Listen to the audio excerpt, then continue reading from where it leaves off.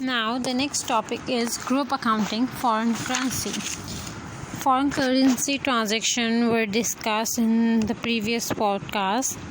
Below is the reminder of the key terms functional currency and presentation currency. Functional currency is the currency of primary economic environment where the entity operates. In most of the cases, it will be the local currency. Presentation currency is the currency in which the entity presents its financial statement.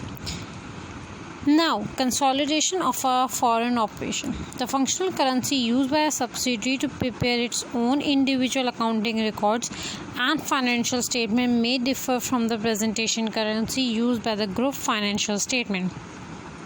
Therefore, prior to adding together the assets, liability, income and expenses of the parent and subsidiary, the financial statements of a foreign subsidiary must be translated. Translating the subsidiary's financial statement.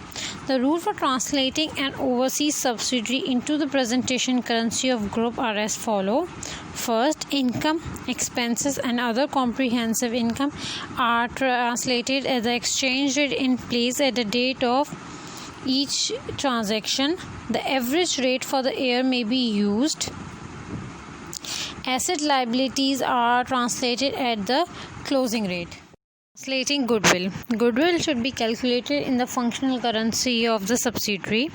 According to IAS 21, goodwill should be treated like other assets of subsidiary and translated at the reporting date using the closing rate.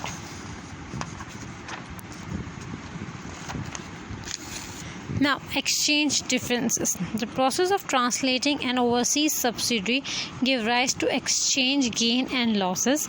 These gain and losses arise for the following reason. First reason is goodwill. Goodwill is retranslated at each year at the closing rate. It will therefore increase or decrease in value simply because of the exchange rate movement. Second, opening net assets. At the end of the prior year, the net assets of subsidiary were translated at the prior year closing rate. This year, those same net assets are translated at this year's closing rate. Therefore, opening net assets will have increase or decrease simply because of exchange rate movement. And the third reason is profit, income and expenses, and therefore profit of the overseas subsidiary are translated at the average rate. However, making a profit increases subsidiary assets which are translated at the closing rate. This disparity creates an exchange gain or loss. Current year exchange gain or losses on the translation of an overseas subsidiary and its goodwill are recorded in other comprehensive income. Goodwill translation. The performer for calculating the current year gain or loss on the retranslation of goodwill is as follows. Opening goodwill.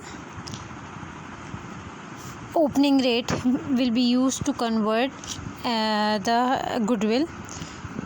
Then impairment loss in the year will be deducted, and this impairment loss will be converted using average rate, and the closing goodwill will be calculated using closing rate.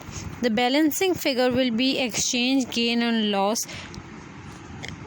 If subsidiary was purchased partway through the current year, then substitute opening goodwill for goodwill at acquisition. This would then be translated at the rate of exchange at the date of acquisition. It is important to pay attention to the method of goodwill calculation.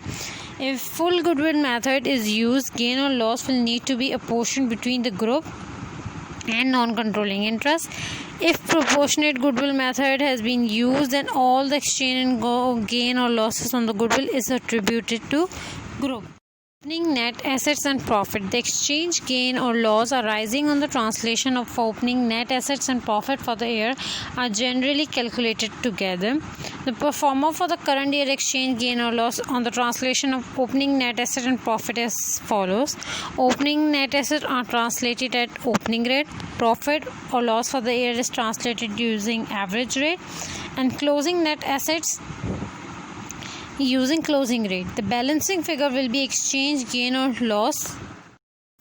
The subsidiary was purchased partway through the year, then substitute opening net assets and opening rate for acquisition net assets and acquisition rate.